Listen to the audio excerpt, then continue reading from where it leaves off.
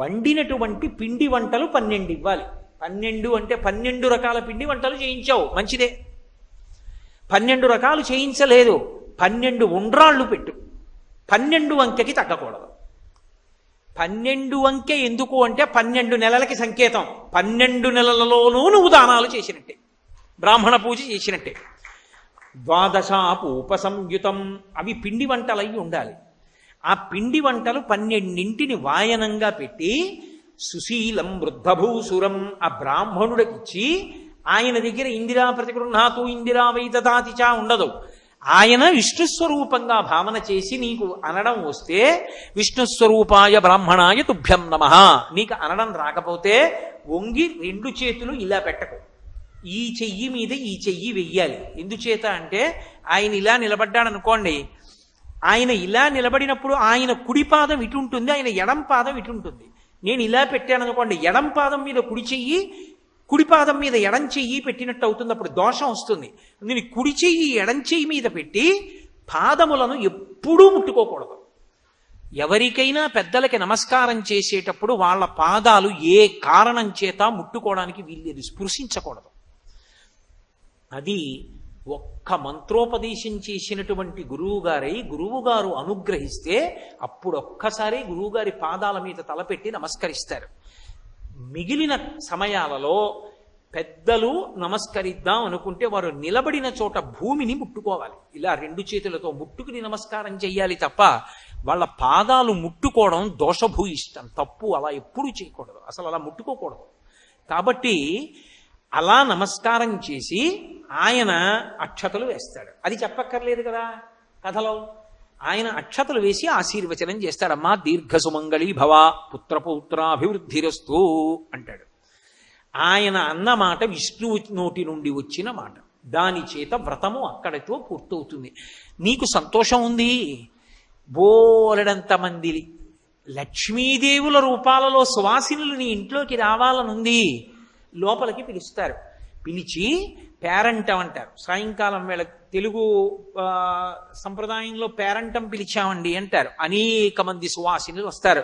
వచ్చిన వాళ్ళందరినీ లక్ష్మిగా భావించి చక్కగా పసుపు రాసి పారాణి పెట్టి వాళ్ళకి బొట్టు పెట్టి వాయనం ఇస్తారు. వాయనం ఇచ్చేటప్పుడు మళ్ళీ వండినవన్నీ ఇవ్వక్కర్లేదు, శనగలు తప్పకుండా ఇస్తారు. ఎందుకు శనగలు ఇవ్వడం అంటే శనగలకు ఒక ప్రత్యేకమైనటువంటి లక్షణం ఉంది.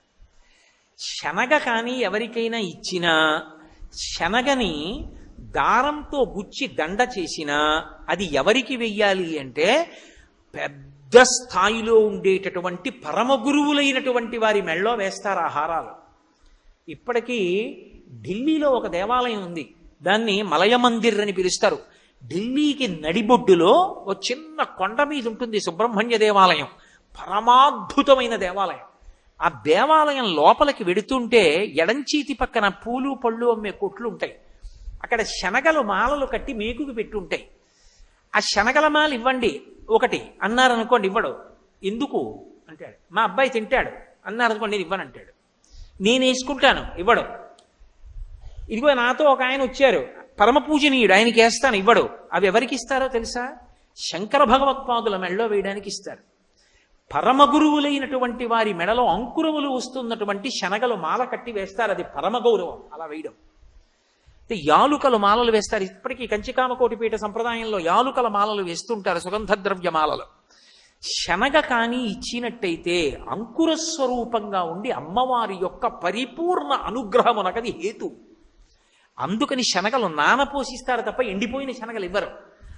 తడిసిపోయిన శనగలు ఇచ్చారు అంటే లోపల అంకురం ప్రారంభమైపోతుంది. ఆవిడ తీసుకెళ్ళి ఇంట్లో పెట్టుకుందనుకోండి, తెల్లవారేటప్పటికి అంకురాలు వచ్చేస్తాయి. అలా అంకురం వచ్చిన శనగలు వెళ్ళాయి అంటే, స్త్రీ పుచ్చుకుంది సువాసిని అంటే సాక్షాత్తు లక్ష్మి పుచ్చుకుందంటే అపారమైన ఐశ్వర్యమునకు అది హేతు. కాబట్టి శ్రావణమాసం అంతా లక్ష్మీతత్వం విశేషంగా ప్రకాశిస్తుంది. చిన్న చిన్న పనుల చేత లక్ష్మీదేవి యొక్క అనుగ్రహము పరిపూర్ణముగా కలిగేటటువంటి కాలం. కాబట్టి శనగలు తీసుకొచ్చి ఏదో అరటిపళ్ళు, తమలపాకులు, పోక చెక్కలు ఇవన్నీ పెట్టి, వక్కలు పెట్టి తాంబూలంతో కలిపి వచ్చినటువంటి సువాసినులందరికీ ఇస్తారు.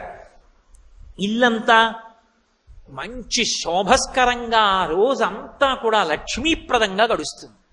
ఇది వరలక్ష్మీ వ్రతము యొక్క కల్పము అని లక్ష్మీదేవి చెప్పిందని పార్వతీదేవికి పరమేశ్వరుడు చెప్తే, శౌనకాది మహర్షులకు సూతుడు చెప్తే, వ్రతం చేసేటప్పుడు బ్రహ్మస్థానంలో ఉన్న బ్రాహ్మణుడు చెప్తే, వచ్చే ఏడాది బాగా చేసుకోవడానికి మీకు నేను చెప్పాను.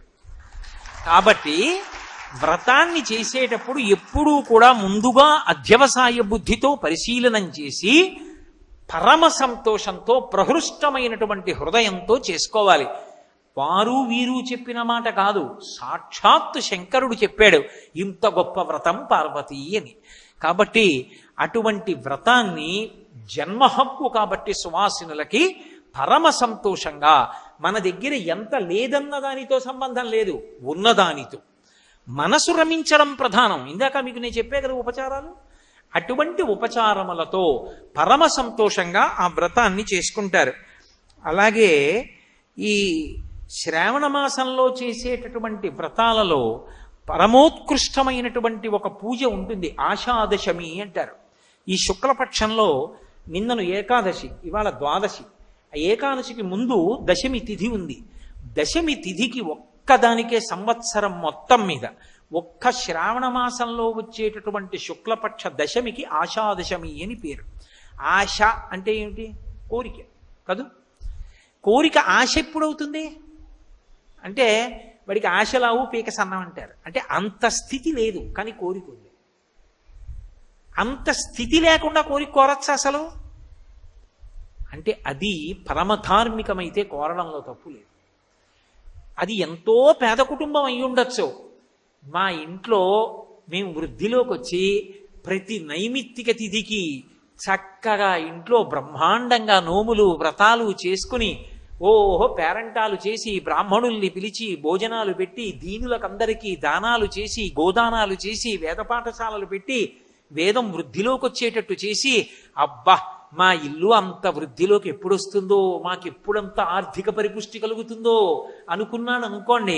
ఇప్పుడు ఆయన ఒంటిపూటే భోజనం చేస్తున్నాడు, కానీ ఇప్పుడు అది ఆశ, కానీ మంచి కోరిక కదా. ఇప్పుడు అటువంటి ధార్మికమైన కోరిక ఇప్పుడు వాళ్ళ స్థితిలో ఎవరైనా చూస్తే అది సంభవమా అనిపిస్తుంది. కానీ అటువంటి ధార్మికమైనదై అంత గొప్ప కోరిక అయితే అది తీరడానికి కావలసినటువంటి శక్తి బాగా ఉద్భుతమై అంత పుణ్యాన్ని కట్టబెట్టి, మరి అంత పుణ్యం ఉంటే కదా అంత వైభవం వస్తుంది. అంత పుణ్యాన్ని ఇచ్చే తిథి ఏది అంటే శ్రావణ మాస శుక్లపక్షంలో వచ్చేటటువంటి దశమి. ఏం చేస్తే? పరమశివుడికి చందనోదకంతో అభిషేకం చేయమన్నారు. ఆషాదశమి నాడు ఏం చెయ్యాలంటే పరమశివుడికి అనేక పదార్థాలతో అభిషేకం చేస్తాం. ఆషాదశమి నాడు చేసేటటువంటి అభిషేకంలో విశేషమైనటువంటి చందనోదకంతో చెయ్యాలి. చందనోదకం అంటే గంధం నీళ్లలో కలపడం. గంధం నీళ్లలో కలపడము అని నేను అన్నప్పుడు మీరు ఎప్పుడూ ఒక మాట బాగా గుర్తుపెట్టుకోవాలి. అందులో ఒక పూర్వాంగం ఉంటుంది. ఏదో ఇంత గుండ తీసుకొచ్చి కలపమని నా ఉద్దేశ్యం కాదు. అందులో కాయిక వాచిక మానసిక బడలిక ఉండాలి. అంటే ఒక చందనపు చెక్క ఒకటి తీసుకొచ్చి, ఒక చందనపు సాన తీసుకొచ్చి, నేను ఇవాళ చందనోదకంతో విశేషాభిషేకం చెయ్యాలనుకుంటున్నాను కాబట్టి తెల్లవారుజామున 4 గంటలకి సంధ్యావందనం చేసి కూర్చుంటే నేను ఇంత చందనం తీయాలనుకోండి, గంట సేపు తీయాలి. ఇంత చందనం నేను తీసి గూడ నిప్పెట్టాక నా కొడుకుని పిలిచి, ఒరే చందనం తీ, వాడు 1 గంట తీశాడు. నా భార్యని పిలిచి 1 గంట చందనం తీ, ఆమె తీసింది. నా రెండో కొడుకుని పిలిచి, ఒరే కాస్త చందనం తీ, అందలం కలిపి తీసిన చందనం ఇంత చందనం అయింది. ఆ పైన ఎర్ర చందనం తీశాను. ఇప్పుడు ఎర్ర చందనం, ఈ చందనం, లేదా పోనీ ఏదో ఒక చందనం తీసి, ఇప్పుడు ఈ చందనోదకం అంటే ఈ చందనపు ముద్ద తీసుకెళ్లి ఒక బిందెడు నీళ్లలో కలిపాను. మనం వాసన చూడకూడదు, ఎంత సుగంధభరితమైనటువంటి వాసన వస్తుంది. అసలు మీరు ఏ కోరిక కోరలేదనుకోండి, అంతకన్నా ఉత్తమం ఇంకోటి లేదు. మీకేమివ్వాలో ఈశ్వరుడికి తెలుసు, అడగక్కర్లేదు. అసలు ఈశ్వరుడి దగ్గర కోరిక కోరడం ఎందుకో తెలుసా? కష్టం చెప్పుకోకుండా ఉండలేక, ఆయన అనుగ్రహించడని కాదు. నా ఆర్తి కొద్దీ చెప్పకుండా ఉండలేకనైనా ఆయనకి చెప్పడం కానీ, నాకేమివ్వాలో ఆయనకి తెలియదని నేను చెప్పడం కాదు, నేను అడగడం కాదు. ఆయనకి తెలుసు నాకేమివ్వాలో. నేను కోరిక కోరక్కర్లేదు, కానీ ఎందుకు కోరుతాను? అంటే కోరకుండా ఉండలేక, ఆయన దగ్గర తప్ప నాకు స్వాతంత్రం ఎక్కడుంది స్వామి, నీకు తప్ప ఎవరికి చెప్పుకోను, అందుకు చెప్పుకుంటున్నాను. ఇప్పుడు ఆ చందనోదకంతో శివలింగానికి అభిషేకం చేస్తే దాని చేత పరమశివుడు విశేషంగా అనుగ్రహిస్తాడు. అటువంటి శివాభిషేకం చేత, ఆ చందనోదకం చేత శివానుగ్రహం కలిగితే ఏ రకమైనటువంటి ధార్మికమైన కోరిక అయినా సరే అది ఇప్పుడు చూస్తే అయ్య బాబోయ్ అంత పెద్ద కోరికే వీళ్ళకి అనిపించచ్చు, కానీ ఆ కోరికని నిజం చేస్తాడు. అందుకే కల్పంలో ఒక మాట చెప్తారు, ఆషాదశమిని దీర్ఘకాలం చెయ్యండి అంటారు.